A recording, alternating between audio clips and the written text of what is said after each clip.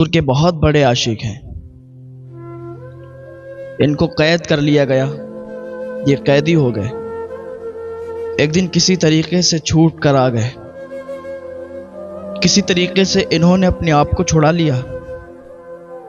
حضور کی بارگاہ میں حاضر ہوئے. یا رسول اللہ صلی اللہ علیہ وسلم، اپنے آپ کو قید سے چھڑا لیا ہے میں نے، آپ کی بارگاہ میں حاضری دینے آئے ہیں. ادھر حضور کی بارگاہ میں حضرت ابو بصیر بادب کھڑے ہوئے ہیں. پیچھے سے مشرکین میں سے 2 مشرک آ گئے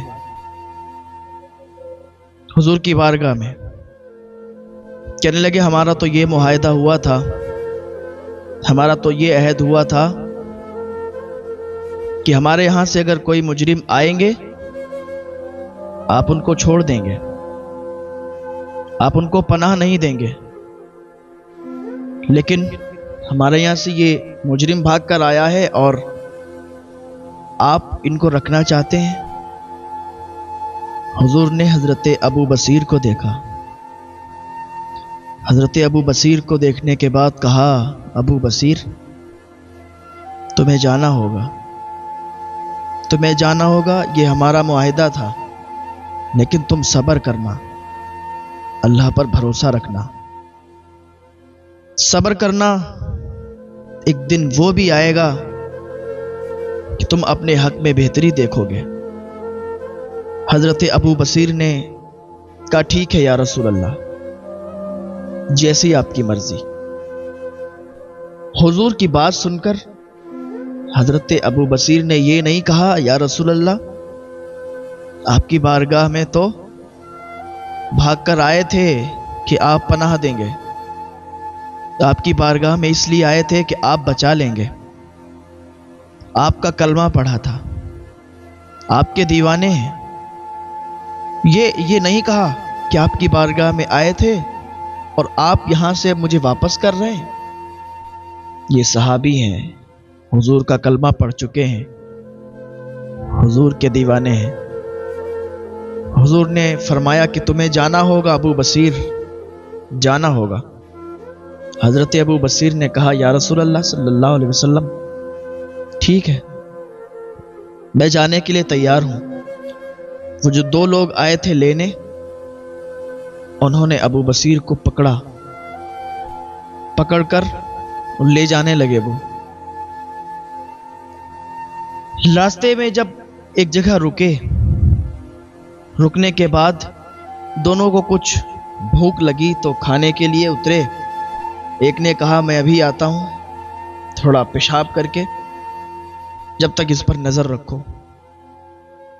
حضرت ابو بصیر نے دیکھا کہ ایک چلا گیا، دوسرے کی طرف گئے، کہنے لگے بھائی آپ تو بڑے بہادر لگتے ہو، بڑے جاواز لگتے ہو، آپ کی تلوار بھی بہت چمکتی ہے.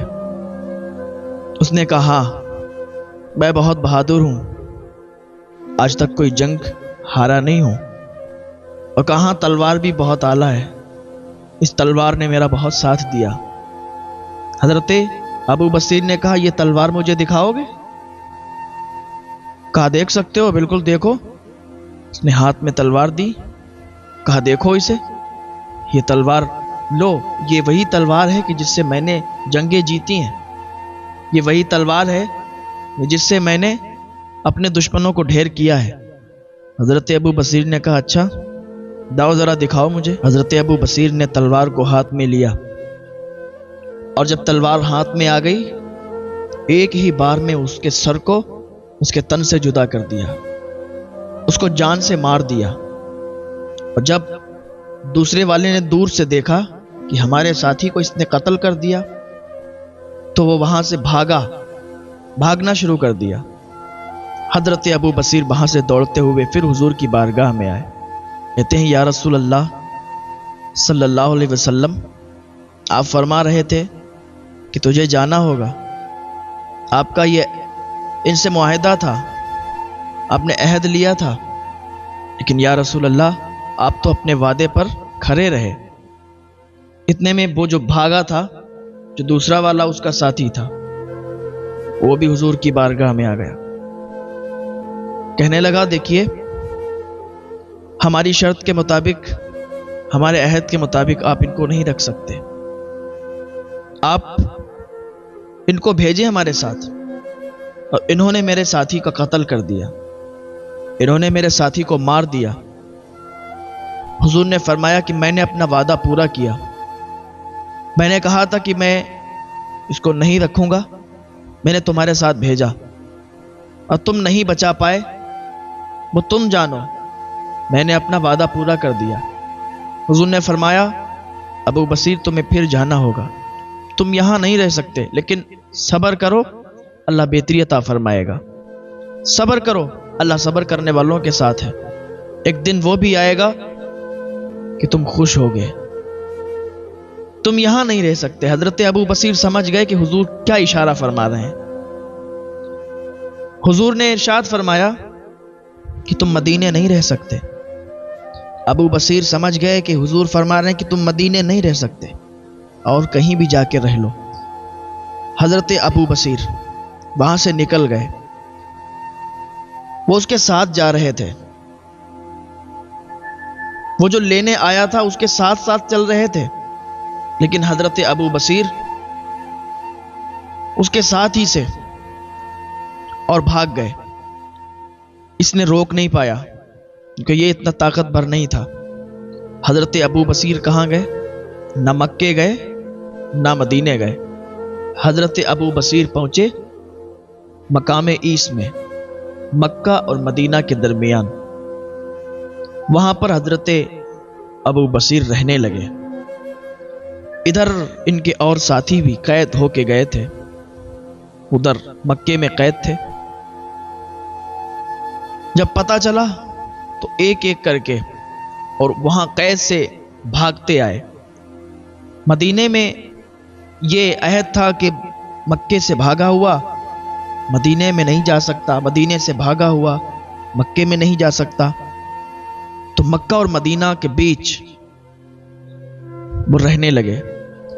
پہلے حضرت ابو بصیر تھے، پھر دوسرے ابو جندل ہو گئے، پھر تیسرے اور صحابی ہو گئے، تیسرے کے بعد چوتھے، چوتھے کے بعد پانچویں.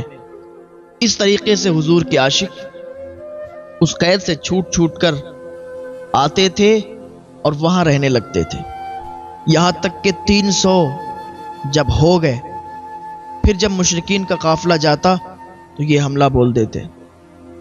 ادھر سے پھر کوئی کافر اور مشرک نکلنے سے بھی گھبراتا تھا اور کہتے تھے کہ ارے ادھر مت جانا، ادھر تو وہ بھاگے ہوئے، وہ یہاں سے قید سے چھوٹے ہوئے لوگ رہتے ہیں، وہ مدینے نہیں گئے کیونکہ ہم لوگوں کا عہد تھا، معاہدہ تھا کہ مکے سے مدینے نہیں جا سکتے اور مدینے سے بھاگے ہوئے مکے نہیں آ سکتے. تو ان لوگوں نے اپنا ایک خود کا ایک مقام بنایا مکے اور مدینے کے بیچ میں. اب وہاں سے کافر و مشرک نکلتے ہوئے بھی ڈرتے تھے، کانپتے تھے. اور ادھر حضرت ابو بصیر شام کا ٹائم ہوتا اور یہ عاشق جتنے بھی تھے نا سب اونچے ٹیلے پہ چڑھتے مدینے کی طرف دیکھتے تھے، مدینے کی طرف دیکھ کے آقا کو یاد کرتے تھے کہ ہو سکتا ہے بلاوا آ جائے. یہ ناز یہ انداز ہمارے نہیں ہوتے یا رسول اللہ، جھولی میں اگر ٹکڑے تمہارے نہیں ہوتے، ملتی نہ اگر بھیک حضور آپ کے در سے، اس ٹھاٹ سے مگتوں کے گزارے نہیں ہوتے، اس ٹھاٹ سے مگتوں کے گزارے نہیں ہوتے. وہ کہتے تھے کہ جب تک بکے نہ تھے تو کوئی پوچھتا نہ تھا، تم نے ہمیں خرید کے انمول کر دیا. آسرا لگا کے بیٹھے ہوئے ہوتے، حضور کی طرف آس لگا کے بیٹھتے تھے. حضور کی یاد آتی تھی نا، میری داستان حسرت وہ سنا سنا کے روئے، میرے آزمانے والے مجھے آزما کے روئے. کوئی ایسا اہل دل ہو جو فسانے محبت، میں اسے سنا کے روؤں وہ مجھے سنا کے روئے. حضرت ابو بصیر آس لگا کے بیٹھے ہیں کہ حضور نے فرمایا تھا کہ ابو بصیر وہ دن بھی آئے گا کہ تم اپنی آنکھوں سے دیکھو گے۔ تم صبر کرو، اللہ صبر کرنے والوں کے ساتھ ہے۔ وہ دن بھی آئے گا کہ تم مدینے کی گلیوں میں ٹہلو گے، کہ حضور نے فرمایا تھا نا ابو بصیر، وہ دن بھی آئے گا کہ تم مدینے میں بلائے جاؤ گے، تمہارا مدینے سے بلاوا آئے گا۔ مدینے سے بلاوا آ رہا ہے، میرا دل مجھ سے پہلے جا رہا ہے۔ یہ عاشق تھے، یہ حضور کے دیوانے تھے، یہ حضور کے مستانے تھے۔ ہاں، اعلی حضرت فرماتے ہیں عرش پہ تازہ چھیڑ چھاڑ، فرش پہ طرفہ دھوم دھام، کان جدھر لگائیے تیری ہی داستان ہے۔ حضور کے عاشق ہر جگہ، حضور کے چاہنے والے ہر جگہ، اس کائنات گیتی میں، اس دنیا میں ہر جگہ حضور کے عاشق، ہر جگہ حضور کے ماننے والے، ہر جگہ حضور کے چاہنے والے۔ صحابہ نے عرض کیا یا رسول اللہ صلی اللہ علیہ وسلم، سب سے عجیب ایمان کس کا ہے؟ سب سے عجیب ایمان والے کون شخص، کون لوگ ہیں؟ حضور فرماتے ہیں میرے وہ امتی جنہوں نے مجھے نہیں دیکھا، جو مجھ سے نہیں ملے، جنہوں نے مجھے دیکھا نہیں، مجھ سے ملے نہیں، اور پھر بھی مجھ سے بے پناہ محبت، بے پناہ عشق، ان کا سب سے عجیب ایمان ہوگا۔ آج ہم سب حضور کے امتی، حضور کے چاہنے والے، حضور کے عاشق، حضور کے ماننے والے، ہم نے حضور کو نہیں دیکھا، حضور کی بتائی ہوئی باتوں کو سنا، حضور کی بتائی ہوئی باتوں کو ہم فالو کر رہے ہیں، حضور کے بارے میں ہم پڑھ رہے ہیں، حضور کے بارے میں ہمیں پتہ چل رہا ہے۔ جو صحابہ اکرام نے لکھا، جو حضور نے فرمایا، اس کو فالو کرتے ہیں، تو ہم حضور کے چاہنے والے ہیں، اور ایسے نہ جانے کہاں کہاں حضور کے چاہنے والے ہیں، اور حضور کا ذکر کرتے ہیں، حضور کے نام پر چراغاں کرتے ہیں، حضور کا میلاد مناتے ہیں، اور حضور فرماتے ہیں جو میرا میلاد منائے گا، میں محمد تب تک کہ جنت میں نہیں جاؤں گا جب تک ان سب کو اپنے ساتھ لے کے نہیں جاؤں گا۔ جو میری میلاد کرے گا، جو میلاد کا ذکر سنے گا، میلاد کا ذکر کرے گا، حضور فرماتے ہیں اپنے ساتھ ان کو جنت میں لے کے جائیں گے۔ تو میں عرض کر رہا تھا کہ حضور پاک صلی اللہ تعالیٰ علیہ وسلم کی طرف آس لگا کے یہ لوگ بیٹھتے تھے کہ کب بلاوا آ جائے، کب ہم لوگ مدینے کی طرف چلے جائیں۔ لیکن ایک دن وہ بھی آیا کہ عاشقوں نے اپنی آنکھوں سے دیکھا، وہ دن بھی آیا کہ مدینے سے بلاوا آ گیا۔ ہائے ہائے ہائے، مدینے سے بلاوا آ رہا ہے، میرا دل مجھ سے پہلے جا رہا ہے۔ بڑی امید ہے سرکار قدموں میں بلائیں گے، بڑی امید ہے سرکار قدموں میں بلائیں گے، کرم کی ایک نظر ہوگی مدینے ہم بھی جائیں گے۔ ایک دن وہ بھی آیا کہ مدینے سے بلاوا آ گیا۔ واقعہ کیا ہوا کہ وہ لوگ پریشان ہو گئے، راستہ نکلنا ان کا دشوار ہو گیا، تو حضور کی بارگاہ میں آ گئے اور کہنے لگے ہم اپنے معاہدے کو واپس لیتے ہیں، ہم نے جو عہد کیا تھا ہم اس عہد کو واپس لیتے ہیں، ہمیں نہیں کرنا کوئی معاہدہ، ہمیں نہیں لینا کوئی عہد، اس لیے کہ ہم لوگوں کا راستہ نکلنا اب دشوار ہو گیا ہے۔ یہ تو ایک نیا انہوں نے مقام بنا لیا، نہ مدینے میں رہتے نہ مکے میں، اور بیچ میں رہتے، اور اب اکیلے ابو بصیر نہیں ہیں بلکہ 300-400 لوگ ان کے ساتھ ہیں، اور چلنے والے ہمارے جو لوگ جاتے ہیں ان کا راستہ روکتے ہیں۔ حضور پاک صلی اللہ تعالیٰ علیہ وسلم نے قاصد بھیجا، بلاوا بھیجا۔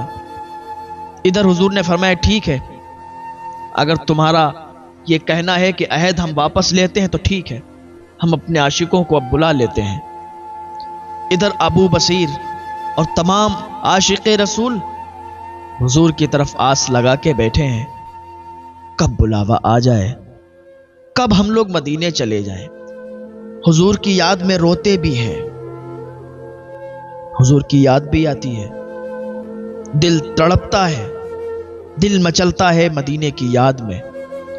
لیکن ایک دن وہ بھی آیا کہ حضور نے قاصد کو بھیجا، اور وہ آیا، آنے کے بعد کہتا ہے حضور اکرم صلی اللہ تعالیٰ علیہ وسلم نے یہ خط بھیجا ہے کہ چلو تمہیں سرکار بلا رہے ہیں، اے عاشقو چلو تمہیں مدینے والے بلا رہے ہیں، اے عاشقو چلو تمہیں محمد الرسول اللہ نے بلایا ہے، تمہارے لیے بلاوا آ چکا ہے، تمہیں سرکار بلا رہے ہیں۔ حضرت ابو بصیر کی طبیعت علیل تھی۔ جیسے ہی حضرت ابو بصیر اس خط کو دیکھتے ہیں اور خط کو دیکھنے کے بعد دیکھتے ہیں کہ یار نے بلا لیا ہے، یار کی جانب سے بلاوا آ گیا ہے، بس یوں سمجھو کہ انتظار تھا کہ کب بلاوا آ جائے۔ ادھر سرکار کا بلاوا آیا اور ادھر ابو بصیر کا انتقال ہو گیا، ابو بصیر کا وصال ہو گیا۔ یوں سمجھو کہ ابو بصیر انتظار کر رہے تھے کہ کب سرکار کا بلاوا آئے اور کب ہم یہاں سے رخصتی لیں۔ تو یہ عاشقوں کا مقام ہوا کرتا ہے۔ میں نے پہلے بولا تھا نا کہ عاشق ہوتا ہے نا، پھر اسے محبوب کہیں بھی بھیج دے، کہیں بھی رکھ دے، اس کی زبان پر شکوہ نہیں آتا، اس کی زبان پر ایک لفظ بھی ایسا نہیں آتا کہ محبوب کے لیے وہ غلط بولے۔ ورنہ وہ کہہ سکتے تھے میں تو حضور کا امتی ہوں، حضور کا دیوانہ ہوں، حضور کا عاشق ہوں، اور حضور نے مجھے کہاں بھیج دیا، پھر قید میں بھیج رہے ہیں۔ لیکن ان کا ایمان بڑا پکا تھا، عاشقان رسول ہیں کہ ان کی جانیں بھی حضور کے لیے قربان ہیں، ہم سب کی جانیں حضور کے لیے قربان ہیں۔ اس لیے کیونکہ جو عاشق ہوتے ہیں، جو غلام نبی ہوتے ہیں، انہیں جانوں کی کوئی فکر نہیں ہوتی، کیونکہ غلامان محمد جان دینے سے نہیں ڈرتے۔